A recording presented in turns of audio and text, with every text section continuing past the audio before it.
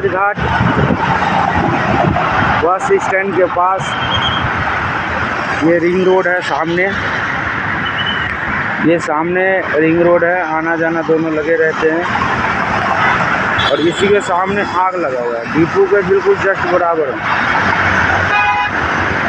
और इतनी भयानक आग लगी है, ये सारे आग लगी पड़ी।